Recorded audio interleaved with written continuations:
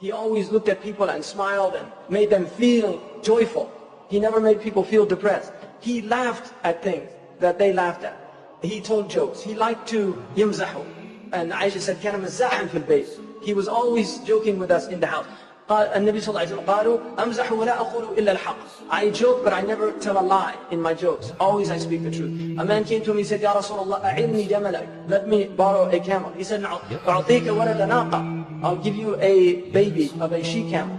He said, what would that benefit me, a baby of a she? Because he wanted to ride it. He said, doesn't every camel, isn't that a baby of a she camel? Sallallahu alayhi wa sallam. And then another time, a woman, Ajuz, came up to him and said, Ya Rasulullah, أدخل الجنة?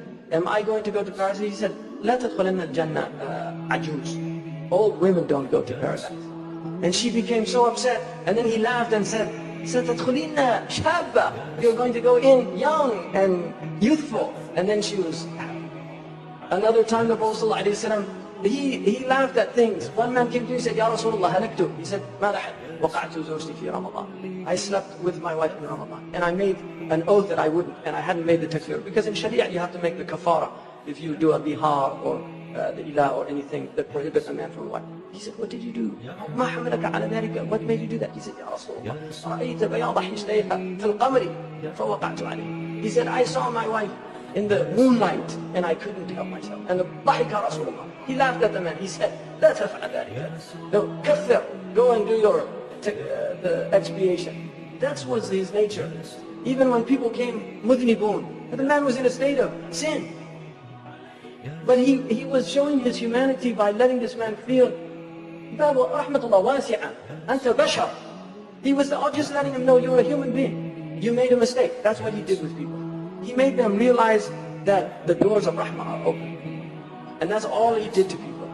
Da'im al-fiqh, he was always reflecting. He didn't take rest like other people. He was concerned about his ummah. He never spoke about anything that was unnecessary. He had long periods of silence. He used to open his words and close them with a full expression when he spoke. He spoke with comprehensive words, sallallahu alayhi wa sallam. He never had excess. He was never of a loss of words. Demithan. He had soft and gentle character. Demithan akhlaq. And he laysa bil jaf. He was not harsh. He was not harsh. The Prophet sallallahu alayhi wa sallam was not harsh. فَبِرَحْمَةٍ مِّنَ اللَّهِ لِنْتَ لَهُ. It's by a mercy of your Lord that you were gentle. وَلَوْ كُنْتَ فَضًّا غَلِيظَ الْقَلْبِ لَانْفَضُّوا مِنْ حَوْلِكَ. And if you were harsh-hearted, they would have fled from around you. وَلَا الْمَهِينَ. He wasn't gruff or harsh ever. يُعَظِّمَ النِّعْمَةَ وَإِنْ دَقَّتْ. He always elevated the blessing even if it was a minute blessing. لا يذم شيئا لم يكن يذم ذواقا. He never found fault in anything, even a small amount of food. Any type of food that was given to eat, he didn't find fault in it. ولا يمدحه. Nor did he excessively praise. ولا يقام لغضبه. He never, there was never anything because if he got upset, it never put him in a state of agitation. There was never a time when a right was presented to him except that he would go to fulfill that right. He never got upset for himself. Nor did he ever seek any redress for a wrong done to him. If somebody did a wrong, he didn't seek to redress a wrong done to him. When he, إِذَا أَشَارَ أَشَارَ بِكَفِّهِ. He didn't point with his finger, he pointed with the whole hand. Sallallahu alayhi wa sallam. إِذَا تَعَجَّبَ he كَانَ يَقْرِبُ كَفَّهُ. Subhanallah. And he would say Subhanallah. يَقْرِبُ كَفَّهُ. Subhanallah. إِذَا تَعَجَّبَ. If he spoke, he would put his right thumb into his left palm, like that when he was speaking. Sallallahu alayhi wa sallam. Allahumma salli ala sayyidina Muhammad. جُلُّ ضَحْكِهِ التَّبَسُّمْ. Most of his laughing was smiling. He rarely laughed the way most people laugh. He smiled. But when he smiled, his teeth were like hailstones. And then Hassan said, I didn't tell Al-Hussein ibn Ali about this because they were young. And he said, I didn't tell Hussein. I kept this from him for a long time. He had some knowledge that Hussein didn't have. And then finally I told him about it, and I found that he had actually gotten it before me.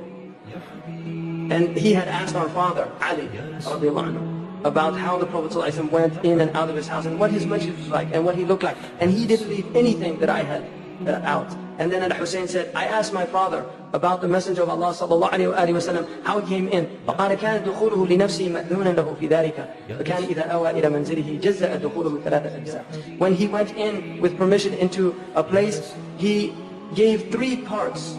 He gave a part for Allah subhanahu wa ta'ala. So when he went into the house, he gave a portion for Allah. he gave a portion for his family, and then he gave a portion for his nafs, his own self. ثُمَّ جَزَأَ جُزْءَهُ بَيْنَهُ وَبَيْنَ النَّاسِ. So he used to give a portion of that between the people, between him and the people. And he would leave that up to the general people for the elect of the people as well. He never kept anything from them. In his seerah, he always preferred the people of fadl, but with their permission. So when he would give things, he would always, like if there were older people, he would always give them things. But if there was somebody of virtue, he would take permission from the person of the haqq to give it to that person. So even when his own Ibn Abbas radiallahu anhu was a young boy, he took permission for him to give to the older people, and Ibn Abbas refused because he wanted the barakah. But that was his nature, was always to take permission from somebody who had a right to give it to somebody who had the fadl or the virtue. Sallallahu alayhi wa sallam, he would always occupy people in what benefited them and the ummah. And he would ask about them. And he would ask about news about them. How are they doing? And how is so-and-so? And if كَانَ يَتَفَقَّدُ أَصْحَابُهُ, if somebody wasn't there, he would say, where's so-and-so? And this is, wallahi, I mean, these are teachings for people. I mean, now we have people disappear, nobody remember them. They don't ask about them. And this is the messenger of Allah, and he had a ummah. I mean, this was like a whole ummah of people. And he would have, and the old woman who used to clean the masjid, she used to sweep the masjid out, and one day she died, they buried her, and he came, he said, where's that woman that used to, she was a black woman, where's the woman who used to sweep the masjid? They said she died, Ya Rasulullah. He said, why didn't you tell me she died? You know, why didn't you tell me she died, to go pray on her? Well, she's insignificant. And then he would ask about somebody who was there, he'd say, وَأَبْلِغُونِ حَاجَةَ مَنْ لَا يَسْتَطِيعُ إِبْلَاغِي. Tell me about people in need who aren't able to come to me to ask me.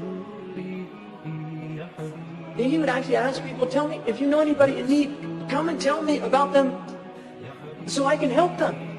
And then he told them that those people who help other people who are not able to go and get help, Allah subhanahu wa ta'ala will make firm their feet on the day of judgment. You know, looking after people, just taking care of people, this is all just, he's just teaching people how to be human beings. I mean, this is all it is. You know, we're just learning how, it's like human beings don't know how to be human. You know, this is the whole point. This is all just to teach you just to be human beings.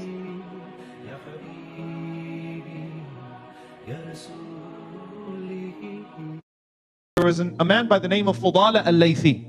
And Fudala al-Laythi actually came to Mecca to assassinate the Prophet ﷺ. Why? Because of the culture wars at that time that are very similar to the culture wars of today. That this man is coming to change your way of life. He's coming to take away your freedom. He's coming to turn you against your parents. He's coming to do this. He's coming to do that. That's what they use. The same tactics. The same top tactics. Except you had people that were, you know, that were going out of their way, even around Mecca, outside of Mecca, to propagate this hatred and this hate mongering towards the Muslims. So Fudala came to assassinate the Prophet ﷺ, and he had a dagger hiding under his garment, and he started doing tawaf. He started walking around the Kaaba while the Prophet ﷺ was walking around the Kaaba. And again, after the conquest of Mecca, and the Prophet ﷺ sees him and he's mumbling under his breath. So the Prophet ﷺ, he goes up to him and he says, Ya Fudala, bima tuhaddithu nafsak. He smiles at him and he says, what are you mumbling? What are you talking to yourself about? He said, I'm just remembering Allah, I'm just praying, remembering Allah. Prophet ﷺ said, okay, kept walking. Second round, Fudala starts coming close to the Prophet ﷺ. He's mumbling, he's kind of breathing a little bit hard because he knows what he's about to do. As soon as he kills the Prophet ﷺ, he's going to be killed. He's on a suicide mission. I mean, it really is a suicide mission. As soon as he kills him, he's dead. So he's getting nervous, he's mumbling. The Prophet ﷺ turns around and he says, Ya Fudala, bima tuhaddithu nafsak. He smiles at him again. He says, oh Fudala, what are you talking to yourself about? He said, Ya Rasulullah, atuf wa adhkurullah. He kind of got a little annoyed that he asked him that question again. He said, I'm just remembering Allah and doing tawaf. So the third time came. And the Prophet ﷺ turned around to him again, and he turned to him with his entire body. And he said, Ya Fudala, bima tuhaddithu nafsak. He said, oh Fudala, what are you talking to yourself about? And so he raised his voice at the Prophet ﷺ. He said, O Messenger of Allah, atuf wa adhkurullah. Making tawaf, I'm remembering Allah subhanahu wa ta'ala. Now the Prophet ﷺ walked up to Fudala and he put his hand on his chest. And the Prophet ﷺ started to rub his hand on his chest and he started to pray for him. And Fudala, he says, in these words, Fudala says that there was no face on the face of the earth, no name out of all of the names of the people of the earth, and no mention that was more hated to me than that of Mohammed sallallahu alaihi wasallam. But as soon as he put his hand on my chest and prayed for me, he said he became the most beloved face, the most beloved name, and the most beloved mention in the entire world to me. And he became Muslim. Now here's the thing. The Prophet ﷺ knew that he was there to assassinate him. He could have made an example out of him too, right? Just like his enemies did. They tried to take some of those early Muslims and they tried to torture them in public so that they could deter anyone else from considering this message. The Prophet ﷺ took the moral high ground, which we need to do as a community.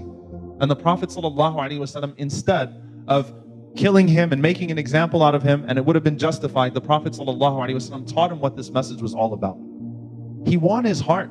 The Prophet ﷺ didn't need to sit there and have a debate with him at that point. He didn't have to talk to him over here because the message already made sense, but the hatred in the heart was preventing him from even considering the message. And so if you free the hearts, the minds will be freed as well. And that's what the Prophet ﷺ taught us in many, many different ways. And so forget about all of these people that have spoken ill of the Prophet ﷺ today, and these people that think that Islam is a message of hate, and that say these terrible things about the Prophet ﷺ. Read what Gandhi wrote. Read what Sir George Bernard Shaw wrote. Read what Orwell wrote about the Prophet ﷺ. The historians of history have looked at the character of the Prophet ﷺ and fallen in love with him. Fallen in love particularly with the way that he treated others, and the way that he always took the moral high ground, and the way that the Prophet ﷺ killed his enemies with love. He killed them with love.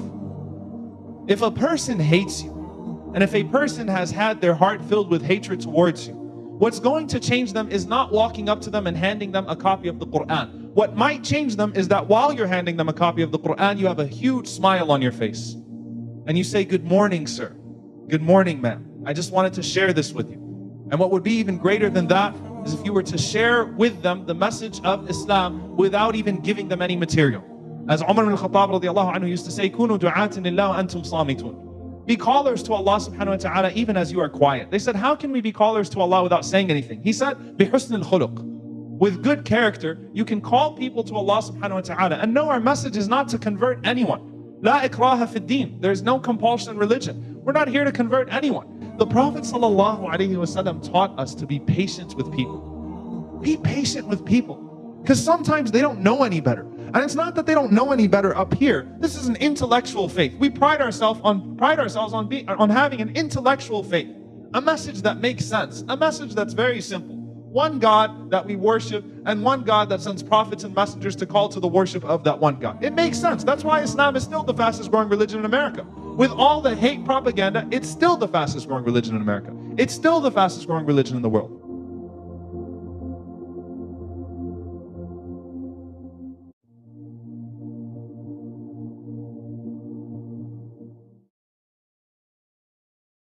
Realize that it is the sunnah of Allah, it is the custom of Allah, that Allah subhanahu wa ta'ala sends prophets and messengers with the most perfect characteristics, inner and outer. And the reason He does so is so that mankind has no reason to reject this messenger. And also perfect images as well. So the prophets, as a general rule, are all handsome in nature, and they are all with beautiful characteristics.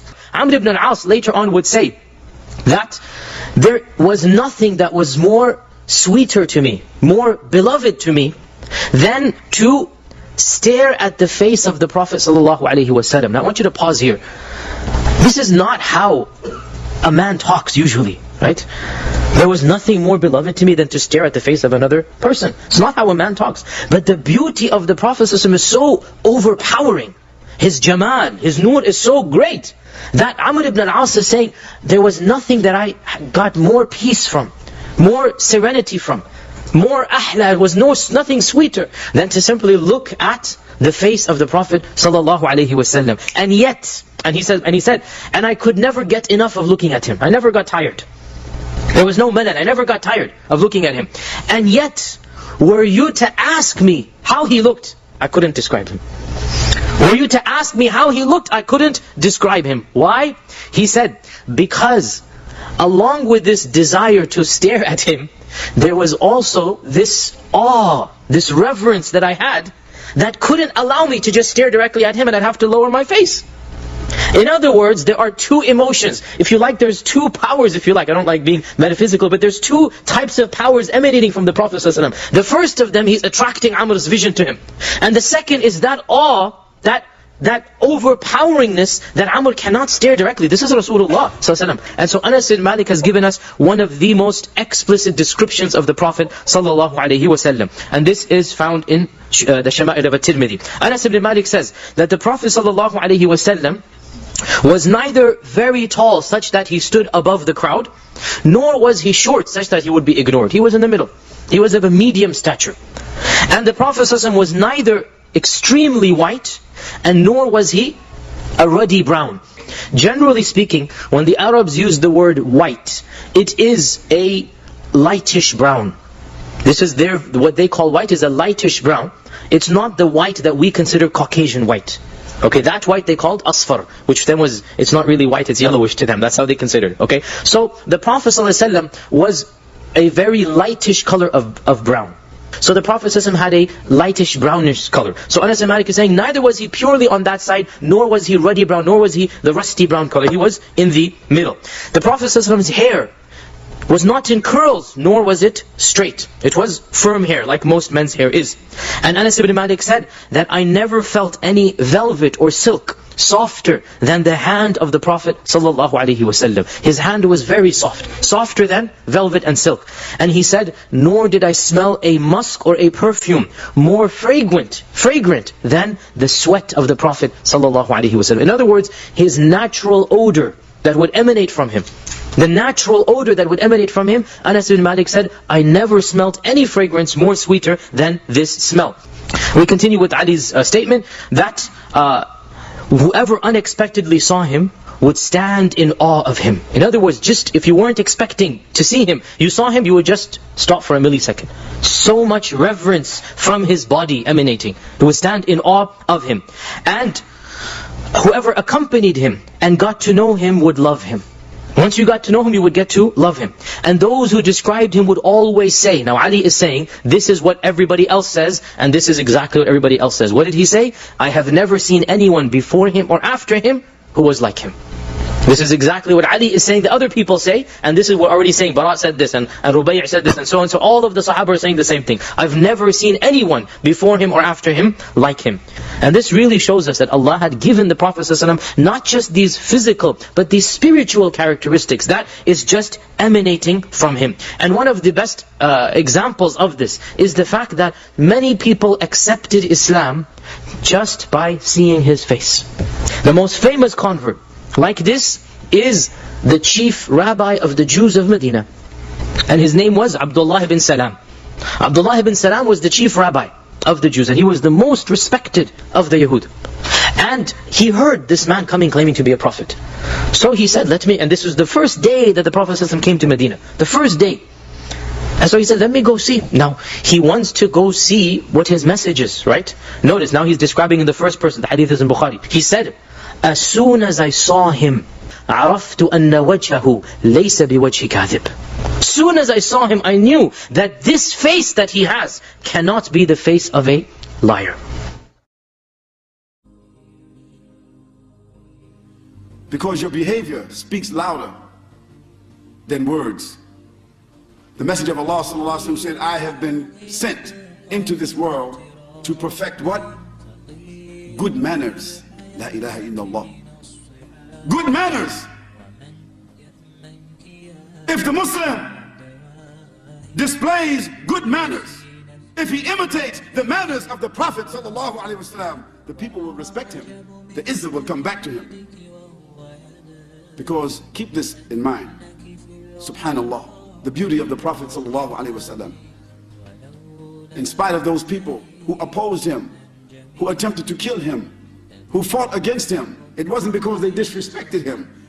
It wasn't because he didn't have dignity in their eyesight. It wasn't because they didn't value his trust. It wasn't because they didn't honor him. It was because they were not willing to give up what they were benefiting from to submit to Allah subhanahu wa ta'ala. For they said to him, O Mohammed sallallahu alayhi wa sallam, what do you want? If you like, We will make you our king. And we will take our wealth and give half to you. What do you want? If you want our daughters or our women, anyone you like. And if you want, we will never make any decision without you. Just don't force us to conform to this order, La ilaha illallah. Don't force us to conform to this new sharia that Allah subhanahu wa ta'ala is ordering you with. Don't force us to give up what our fathers gave to us. Just join us, tolerate us, be with us. We will give you everything that you need, but please don't ask us just to do that. What did the Prophet sallallahu alaihi wasallam say? If you will put the sun in my right hand and the moon in my left, which is the two lights of the whole world, never will I give up the mandate Allah has put upon me. And remember, even after 13 years in Mecca, when Allah ordered his Prophet ﷺ to make hijrah, he left Ali, Sayyidina Ali, in his house. Isn't it true? Why did he leave Sayyidina Ali in his house? They were coming to kill him. And sure, if he left Ali in the house, maybe they would kill Ali, radiallahu anhu. But he followed the order of Allah subhanahu wa ta'ala, and he made the hijrah. And Allah blinded the kuffar so that he passed over them. He put dust on their foreheads and passed through them. And when they came in the house to kill him as they had planned, he was not there, but Ali was there, radiallahu anhu. And they beat Ali. But Ali radiallahu anhu said to them, don't you know that Mohammed sallallahu alaihi wasallam left me here because he was holding the amanah for you?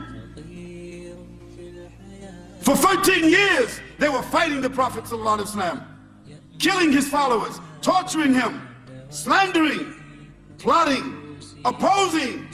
But he was holding their amanah in his house, and they never came and asked him for it back. Subhanallah, brothers, you know, if I was holding only $100 for you,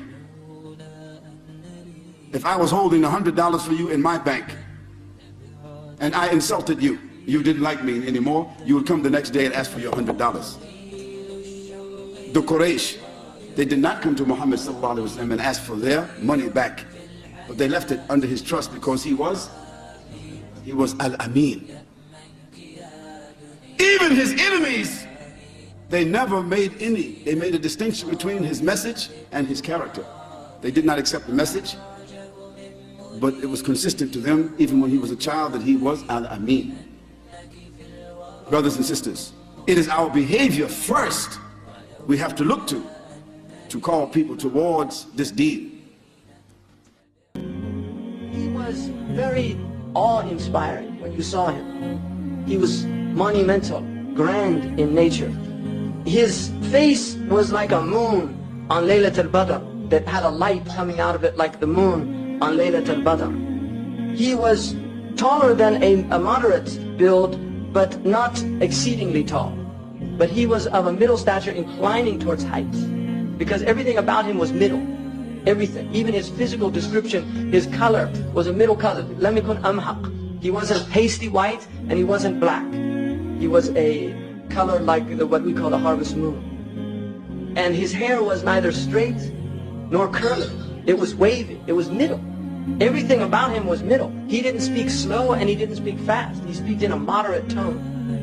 His words were neither too short nor were they excessive, but they were always just right. When he spoke, people felt as if exactly the right amount of words were used. Everything about him was moderation.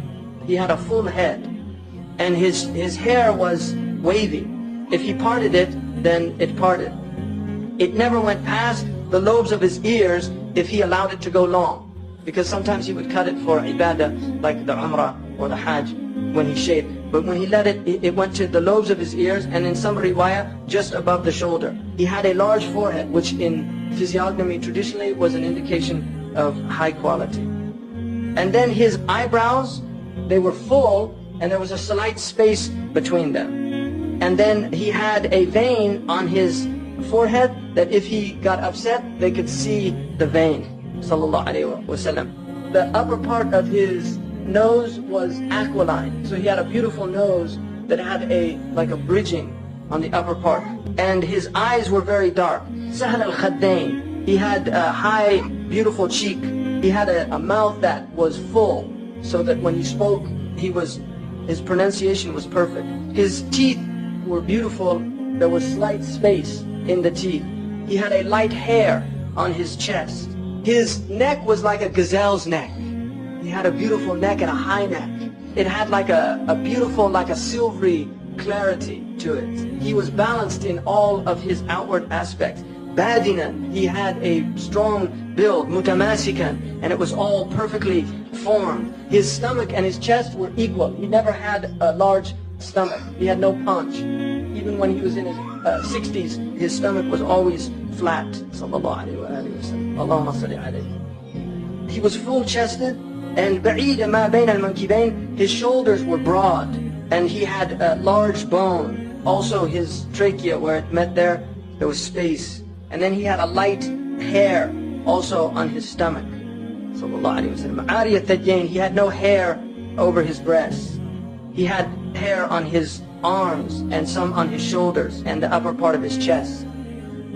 And he had large, full hands and full palms, and his feet were arched, and he was sinewy and strong. Limbs were strong, and he had full calves, but his feet were so smooth that water would pour off. Sallallahu Alaihi Wasallam.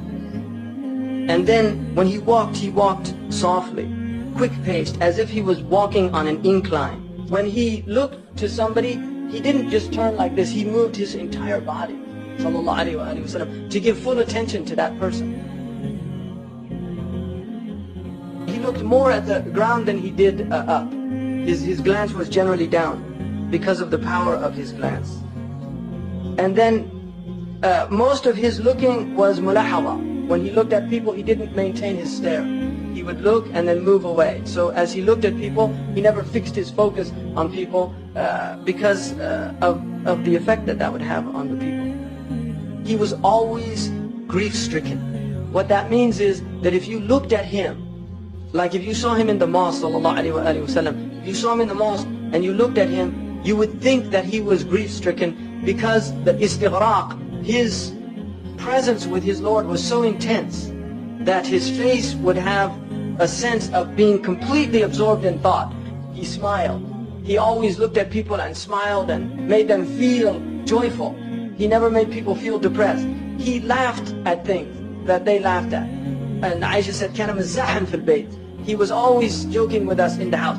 I joke, but I never tell a lie in my jokes. Always I speak the truth. A man came to me, he said, Ya Rasulullah, أعرني جملك. Let me borrow a camel. He said, now, أعطيك ولد ناقة. I'll give you a baby of a she camel.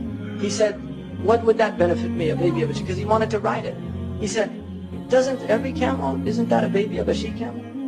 Sallallahu Alaihi Wasallam. And then another time, a woman, Ajuz, came up to him and said, Ya Rasulullah, أدخل الجنة? Am I going to go to paradise? He said, لا تدخلن الجنة عجوز. Old women don't go to paradise. And she became so upset. And then he laughed and said, ستدخلين شابة. You're going to go in young and youthful. And then she was happy. Another time the Prophet ﷺ, he laughed at things. One man came to him and said, Ya Rasulullah, halaktu. He said, ماذا حد وقعت زوجتي في رمضان. I slept with my wife in Ramadan. And I made an oath that I wouldn't, and I hadn't made the takfir, because in Sharia you have to make the kafara if you do a bihar or the ilah or anything that prohibit a man from a wife. He said, what did you do? ما حملك على ذلك? What made you do that? He said, Ya Rasulullah, رأيت بياض حجليها في القمر فوقعت عليه. He said, I saw my wife in the moonlight and I couldn't help myself. And the ضحك Rasulullah. He laughed at the man. He said, لا تفعل ذلك. No, kafir. Go and do your the expiation. Da'im al-fikra, he was always reflecting. He didn't take rest like other people. He was concerned about his ummah. He never spoke about anything that was unnecessary. He had long periods of silence. He used to open his words and close them with a full expression when he spoke. He spoke with comprehensive words, sallallahu alaihi wasallam. He never had excess. He was never of a loss of words. He had soft and gentle character. Jamith al-akhlaq. He was not harsh. The Prophet ﷺ was not harsh. فَبِرَحْمَةٍ مِّنَ اللَّهِ لِنْتَ لَهُ. It's by a mercy of your Lord that you were gentle. And if you were harsh-hearted, they would have fled from around you. He wasn't gruff or harsh ever. He always elevated the blessing, even if it was a minute blessing. He never found fault in anything, even a small amount of food. Any type of food that was given to eat, he didn't find fault in it, nor did he excessively praise. He never, there was never anything, because if he got upset, it never put him in a state of agitation. There was never a time when a right was presented to him except that he would go to fulfill that right. He never got upset for himself. Nor did he ever seek any redress for a wrong done to him. He didn't point with his finger, he pointed with the whole hand. And he would say, Subhanallah, yaqribu kaffu, Subhanallah, idha ta'ajjala. If he spoke, he would put his right thumb into his left palm, like that when he was speaking. Sallallahu alayhi wa alayhi wa sallam. Allahumma salli ala Sayyidina Mohammed. Most of his laughing was smiling. He rarely laughed the way most people laugh. He smiled. But when he smiled, his teeth were like hailstones. And then Hassan said, I didn't tell Al-Hussein ibn Ali about this, because they were young. And he said, I didn't tell Hussein. I kept this from him for a long time. He had some knowledge that Hussein didn't have. And then finally I told him about it, and I found that he had actually gotten it before me. And he would always occupy people in what benefited them and the ummah. And he would ask about them. And he would ask about news about them. How are they doing? And how so-and-so? And if can yatafaqadu ashabahu, if somebody wasn't there, he would say, where's so-and-so? And the old woman who used to clean the masjid, she used to sweep the masjid out, and one day she died, they buried her, and he came, he said, where's that woman that used to, she was a black woman, where's the woman who used to sweep the masjid? They said she died, Ya Rasulullah. He said, why didn't you tell me she died? You know, why didn't you tell me she died, to go pray on her? Well, she's insignificant. And he would actually ask people, tell me, if you know anybody in need, come and tell me about them so I can help them. And then he told them that those people who help other people who are not able to go and get help, Allah subhanahu wa ta'ala will make firm their feet on the day of judgment. You know, looking after people, just taking care of people, this is all just, he's just teaching people how to be human beings. I mean, this is all it is. You know, we're just learning how, it's like human beings don't know how to be human. You know, this is the whole point. This is all just to teach you just to be human beings.